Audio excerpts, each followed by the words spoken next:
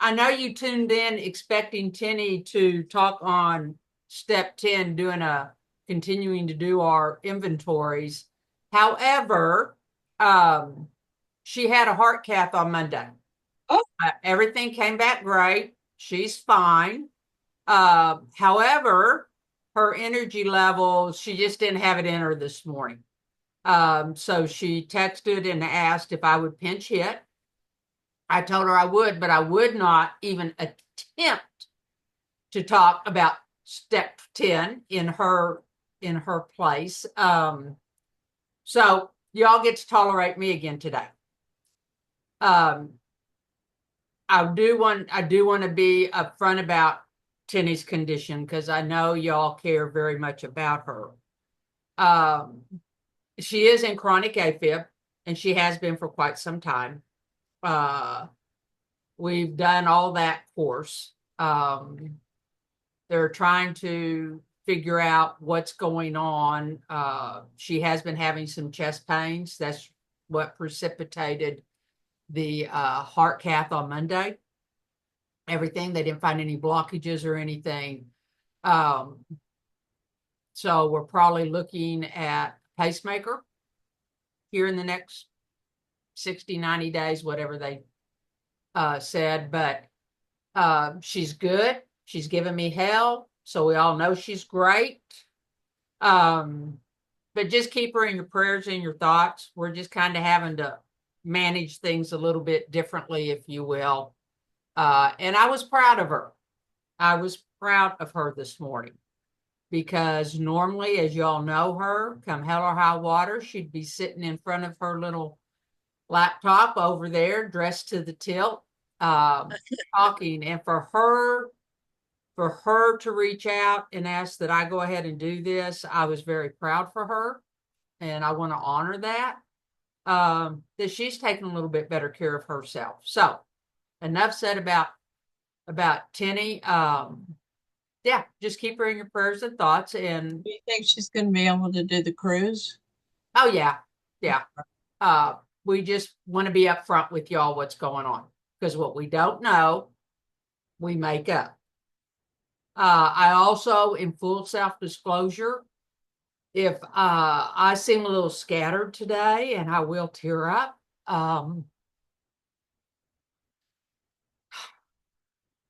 Christy and I lost our beloved little LJ to a pulmonary embolism early Tuesday morning.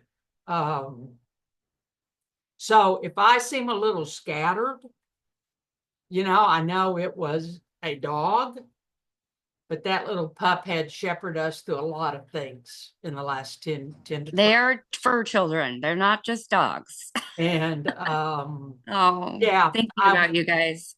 I would really ask, because that was Christy's little baby, up at that house through the day. I would come and go, but if you would be so kind to hold her up in prayer as well, as we've never been in that house without a dog, and we've lived here 29 years. We've always had a little fuzz muffin. So Junior the cat is getting extra attention, and she doesn't know what to do with it. So anyway, enough of what's going on in Buffalo Gap besides the frigid weather. Those of you that tune into cam chats, and we got to do it last week, I was telling you how I wanted to spend the year, and I guess this is one of those reasons of kind of progressing through how we need to become more and to step into our greatness, if you will.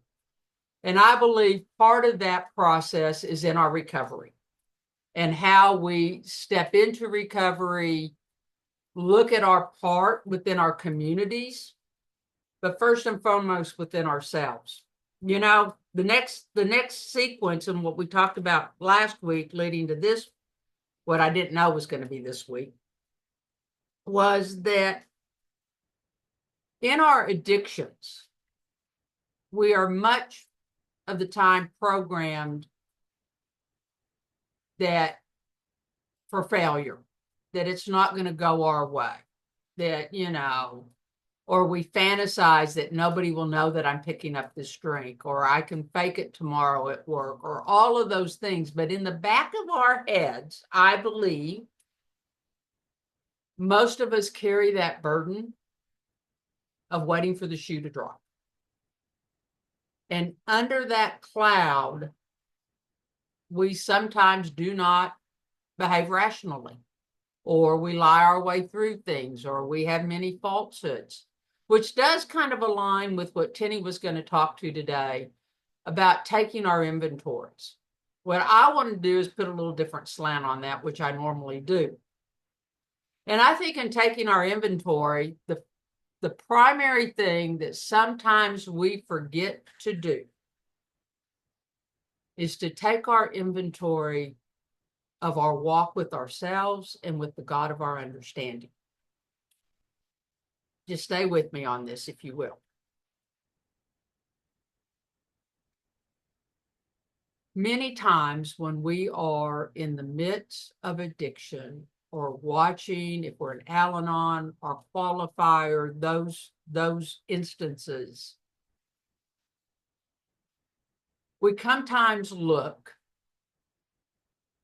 and say, you know, God, why me? Why them? Why do you not like me? Why do you keep keeping this crap on top of me?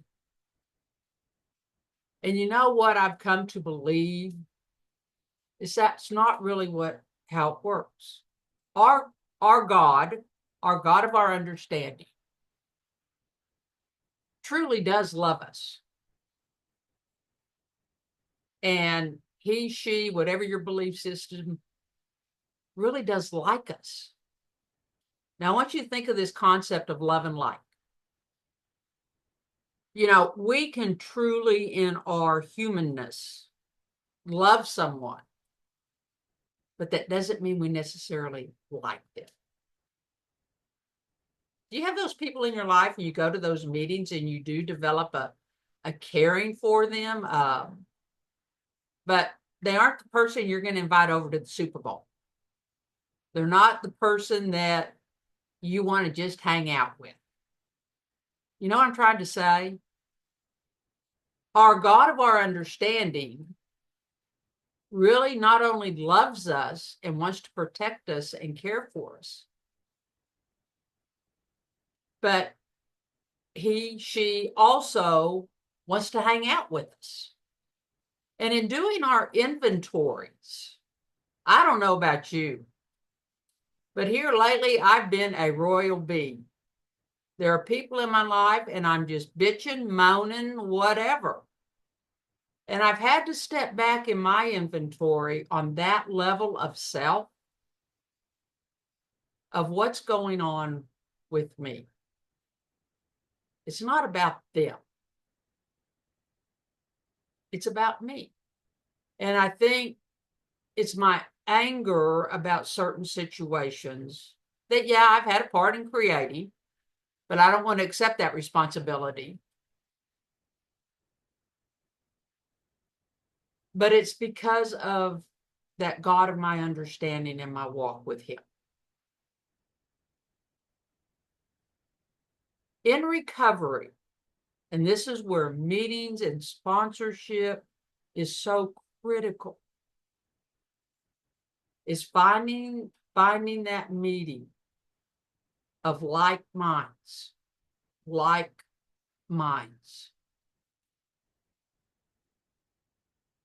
We don't have to love everybody there, but that's one thing I love about 12-step meetings. And I am shocked of the diverse, at least here in my little Mecca, the diverse belief systems, political values, moral values, whatever, how they can come together in a 12-step meeting. And all of that, many times, I'm not going to say always, is left at the door. And they come together and actually profess whatever their stories are, what's going on with them, and tell those stories of faith, hope, and recovery, and kind of like each other, you know, kind of accept one another. Now, when they walk out that door, they may pick up those other mantras, but that's what recovery is about. I believe part of it is being able to look at that person across the room, accept who they are, where they come from, just like we're wanting to be accepted where I come from in my recovery. And we can meet on that level playing field. All of us have an innate need to feel loved. But we have even, I think, a greater need to be liked. To find that group of people that we want to hang with. And that's where this thing of recovery and discernment, and where sometimes we can't play in the same cat box we were in the same sandbox with those friends, because we no longer look to reach out to pull in. So we've got to buffer ourselves, and we have to find a new group. The power of discernment and being liked and accepted for who we are is great. We had an intensive last week, and I had the pleasure of being able to tech it. So I got to eat with them, sleep down here, be more involved in the week. And the question that kept coming up around the dinner table and at snack was, as they, and those of you that have been here understand this, as they did their work and went back into where they had come from, and then them knowing Spencer, the question kept coming up: how the heck were we blessed with the young man we have? And my answer kept coming back to this point: the power of discernment that young man found, and God knows where he did, and the power of discernment of to choose whom he ran with, to find others wherever he was in his life that liked him, and he in turn liked them, and that became his network, that became his tribe. And Spence has developed some very strong character core values. And he and Maddie, while they are here, it's fun to watch now, are navigating whom their tribe is, their circle of friends. And it makes me think back from last week to this today in our inventories of who we run with, and what are our values that we need to be liked and like in others, and then create that supportive tribe. And sometimes it isn't a 12-step meeting that is our supportive tribe, but usually all of us have an or intimate tribe that we know in a moment's notice we could call on, whether I talked to him yesterday, or I talked to him last week, or I talked to him last month. Holly, I'm going to step out there. I know you have one of those members of your tribe that we both mutually know. And for both of you, no matter what's going on in your lives, I believe you can call on each other.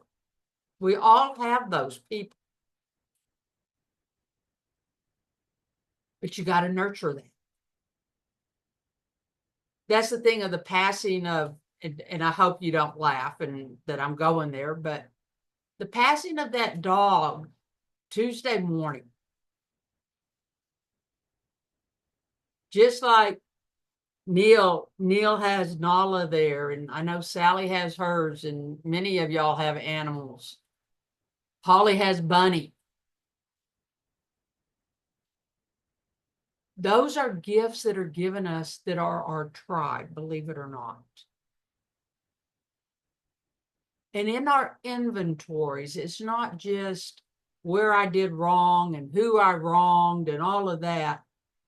It's also within ourselves what we have done within to wrong ourselves and to maybe not step out and nurture ourselves in a healthy, whole way. We've always reached out to a substance or an anger or some other behavior and not rested within. And I know I'm kind of scattered, but not rest within of really not just loving ourselves, but learning to like ourselves. From last week and the things, and I've experienced some of this with a lot of y'all that have been here, and listening to their stories and not being in group. So I don't get the intimate details. I get the aftermath sitting down here breaking bread with them. But that accepting themselves, that cleansing of the past, that learning to like themselves and to get off their own back. To me, that's the most important inventory we can do. Because from there of learning to put on that garment of love and light for oneself, regardless of our situation, then as we move forward and we go to our meetings and we tell our stories and we sponsor and those things that we reach out into that community, it comes from a whole different place. Tennie said, I don't know what happened in group, but they came back buzzing about, she kind of went to preaching on this one, that you can't teach something that you don't have. So how do we teach or participate in our recovery and in our loved ones of loving and liking them when we don't have that for ourselves? To me, that's what step 10 is about, of doing that inventory of me and my personal walk.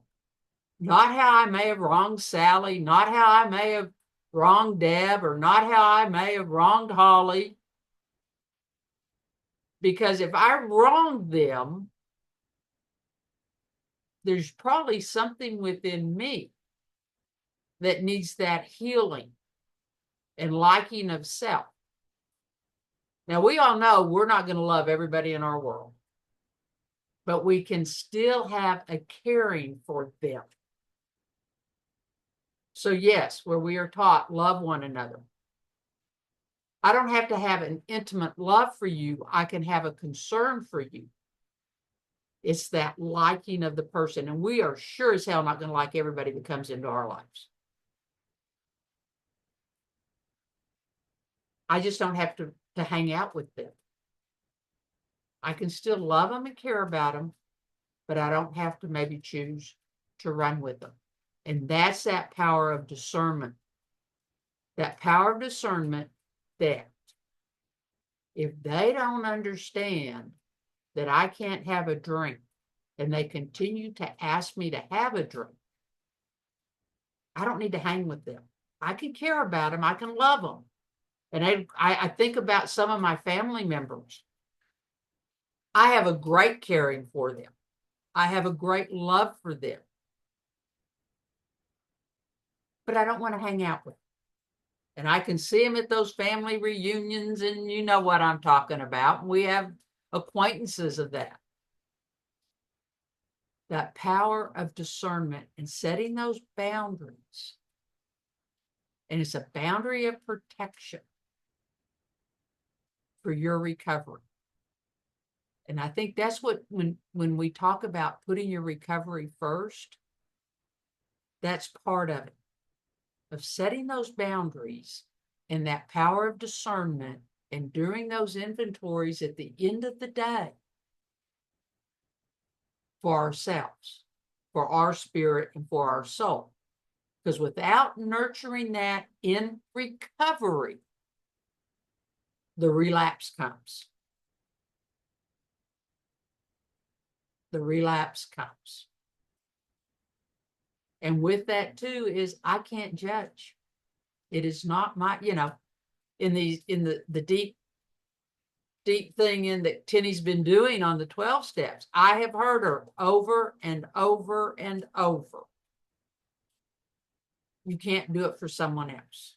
You can't do somebody else's inventory. You can't do that. Because in trying to do someone else's inventory comes a degree of judgment. I'm not here to do that. The only one I can take care of, truly. And again, those of you who've been here, you envision that hula hoop is me. And what I choose today in my power of discernment of who might I bring in. Last week we talked sometimes about that tire light in my car.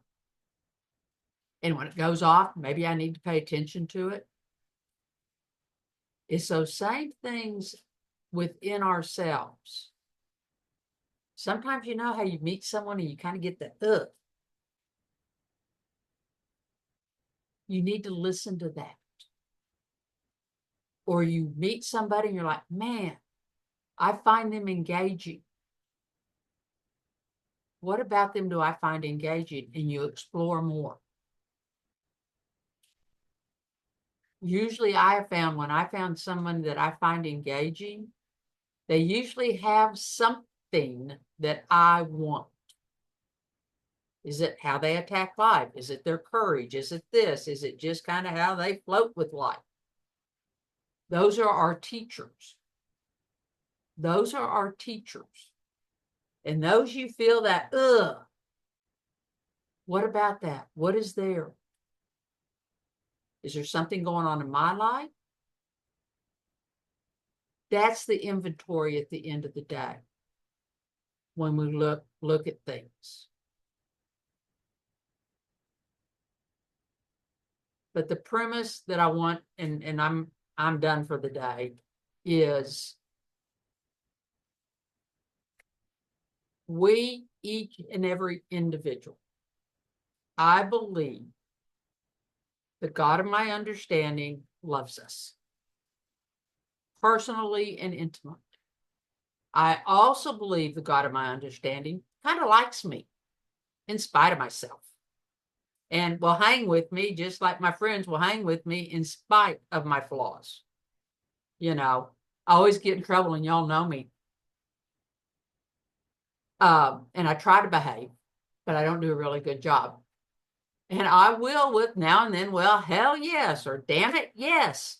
Not just, yeah, whole crap. I have that tendency. I have that my father in me in that regard. But they kind of take it and they love me in spite of myself. I have a very big laugh. And it is a Balcom laugh. Christy says, once I finally met your family, I get where it comes from. They love me in spite of. They don't ask me to stifle that. That's the God of my understanding. He kind of likes me.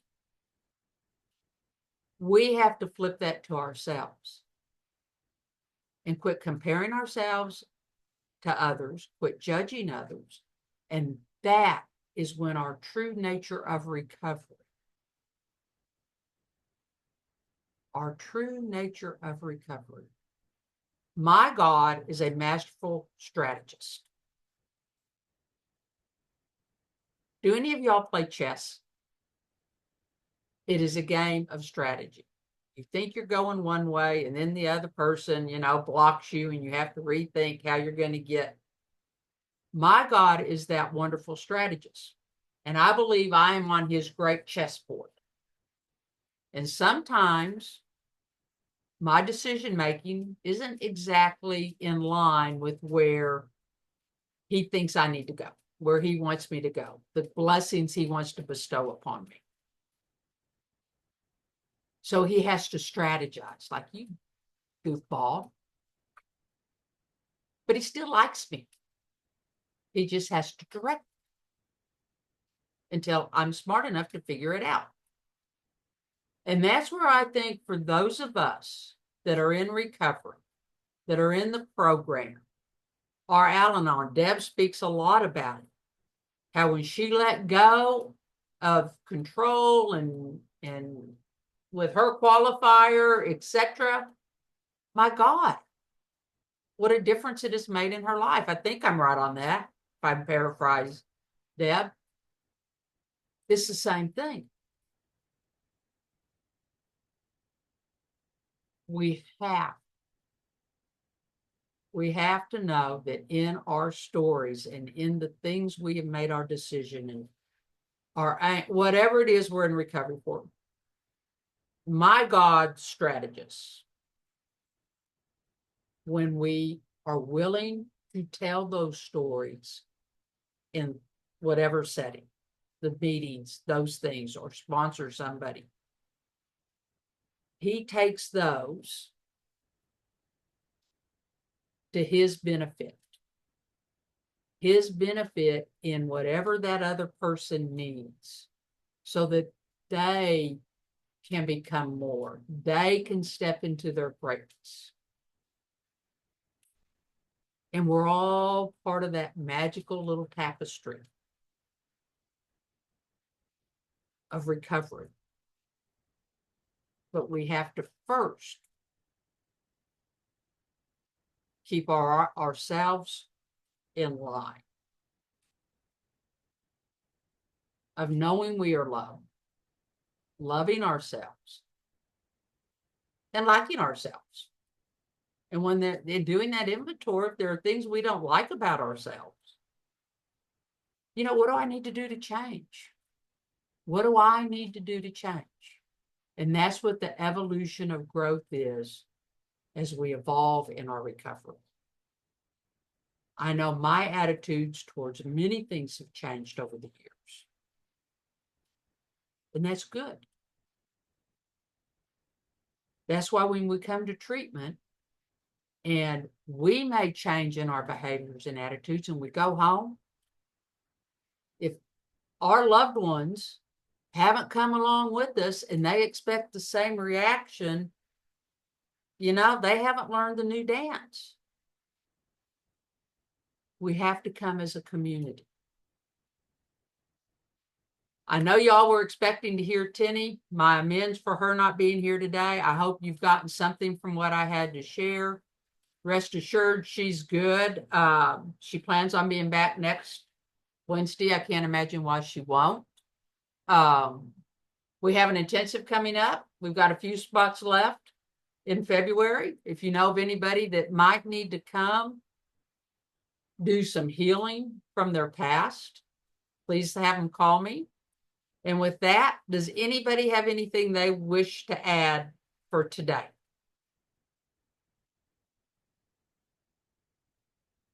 Nope. Well, again, thank you for being here. I appreciate you staying with me, even though this lovely face is not what you expected today. You were expecting Miss McCarty. Keep her in your prayers for her energy level and her healing, and we can figure out what's going on with that ticker of hers, and we'll move forward from here. I hope y'all stay warm. Sally, enjoy the snow. Holly, keep Bunny warm. And I hope everybody is blessed. Have a good one. Great to Thanks, see you, Cam. Kim.